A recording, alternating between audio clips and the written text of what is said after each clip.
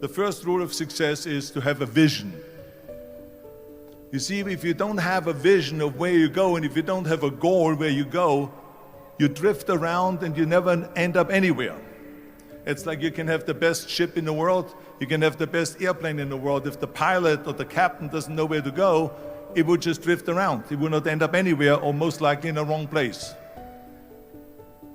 So I was very fortunate that I stumbled onto my vision. I mean, as you know, I was born in 1947 in Austria after the Second World War. And I didn't really like Austria when I grew up. I couldn't wait to get out of there. I couldn't see myself becoming a farmer or a worker in a factory or anything like that. Even though my parents wanted me to stay there and have a normal life. My father wanted me to become a police officer like he was. My mother wanted me just to stay there and marry a girl with the name of Heidi, hopefully, and have a bunch of kids and run around like the Van Trapp family in The Sound of Music. But that was their vision, not mine. My vision was totally different. I felt that I was born for something special, for something unique, for something big. So I was searching. Then one day I went to school. I remember I was 11 years old, and they showed a documentary about America. And there they showed in this documentary the huge skyscrapers, the high-rises, the huge bridges, the 6-lane freeways, the huge cars with the wings sticking out, and all of this stuff. And I said to myself, that's where I want to be. I don't want to be around here with these little farmhouses and these little buildings and everything is old. I want to be in America. But now the question was just, how do you get to America? In those days, it was a very expensive trip. It's not like today. So again, I was very fortunate that one day after school, I walked by a store in Graz, which was called Brühl. And it was the only store that really sold kind of American stuff. So one day, they had jeans there, American jeans. And then they had the bull walker. And then they had an expander. And some barbells and some dumbbells and an exercise bench in a window. So I went inside and I looked around and I looked at this stuff, and then I saw a magazine. I saw a bodybuilding magazine that had Reg Park on the cover. Reg Park was then a 3-time Mr. Universe. And I saw him on the big screen as Hercules. And on the cover it said, how Reg Park, Mr. Universe, became the Hercules star. That's what the cover story was all about. So I looked at the cover and I said to myself, I got to get this magazine. So I bought the magazine, I took it home and I read it over and over from the front page to the back. It had everything in there, how he trained, how he was working out in Leeds, England, in a factory town, how he worked out every day for 3-4 hours and became the strongest man of Europe, and how he won Mr. Europe and Mr. Great Britain, and then eventually Mr. Universe, and how he won the second Mr. Universe and the third Mr. Universe, and how he was discovered to play the starring role in Hercules. I read that and I said to myself, wow, this is the blueprint for my life. This is exactly what I want to do. I want to become a bodybuilding champion just like Reg Park. I want to get into movies just like Reg Park. And I want to make millions of dollars and be rich and famous just like Reg Park.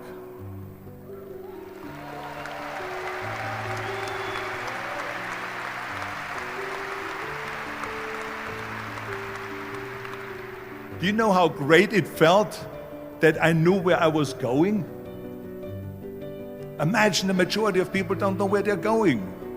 I knew where I was going, that I'm going to become this bodybuilding champion just like him. So it was just a question of how do you do it? I was so relieved, because when you have a goal, when you have a vision, everything becomes easy.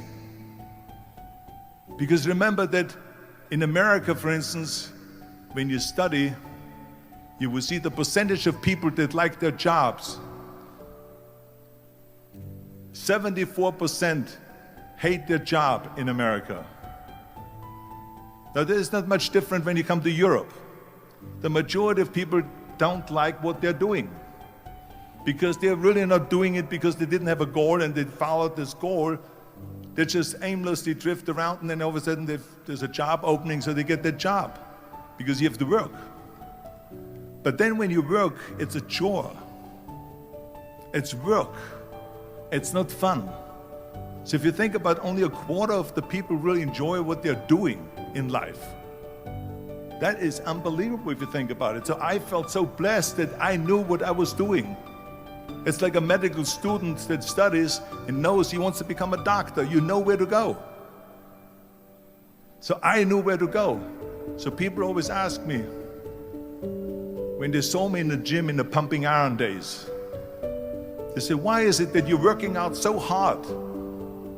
5 hours a day, 6 hours a day, and you have always a smile on your face. The others are working out just as hard as you do, and they look sour in the face. Why is that? And I told people all the time, I said, because to me, I'm shooting for a goal. In front of me is the Mr. Universe title. So every rep that I do gets me closer to accomplishing that goal, to make this goal, this vision turn into reality. Every single set that I do, every repetition, every weight that I lift will get me a step closer to turn this goal into reality. So I couldn't wait to do another 500-pound squat. I couldn't wait to do another 500-pound bench press. I couldn't wait to do another 2,000 reps of sit-ups. I couldn't wait for the next exercise, for the next half hour of posing and all the kind of things that you have to do to be a champion.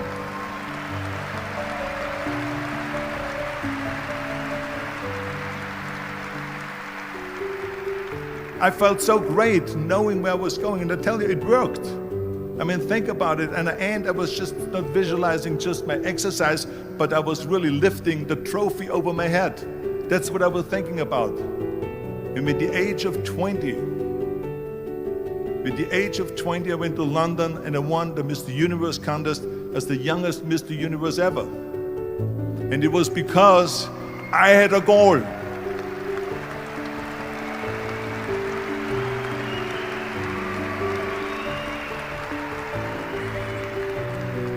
And this is no different than anything else, what I'm talking about. This is not just about bodybuilding. It was the same in acting.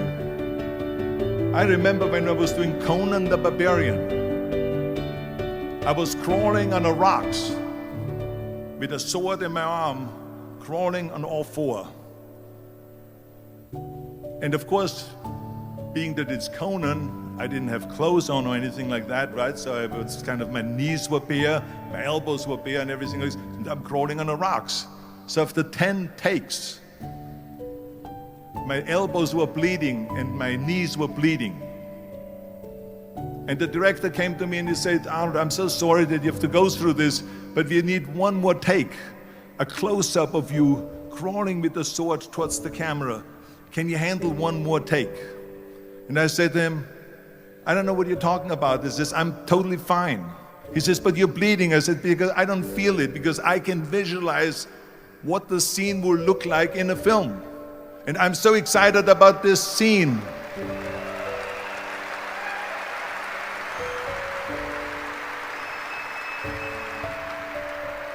I was visualizing crawling up behind Thulsa Doom, which was played by James Earl Jones.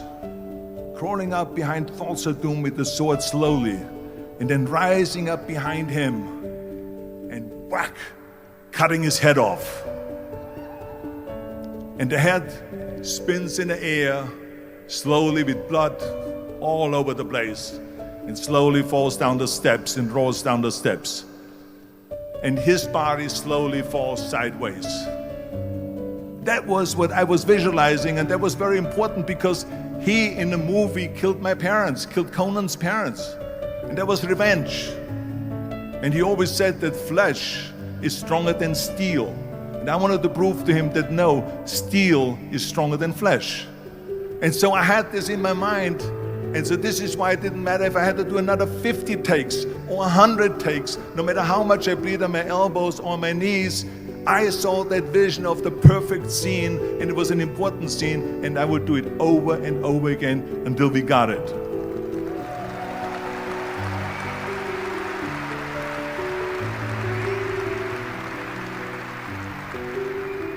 And the same thing is also in politics. I remember that in politics, I had a very clear vision that I will be the leader of California. This is as far as I could go because I was not born in America, so I could not run for president. So being the governor of the fifth largest state, the largest state, the fifth largest economy in the world, was for me really the ultimate title, the ultimate accomplishment in politics. So even though people came up to me and says, why don't you go and run for something smaller, you're never gonna make it. I ran for governor, and then 2 months later I became governor of the state of California. Again, because I had a very clear vision what I'm gonna do with California. So let me tell you something, visualizing your goal and going after it makes it fun. You got to have a purpose no matter what you do in life. You got to have a purpose.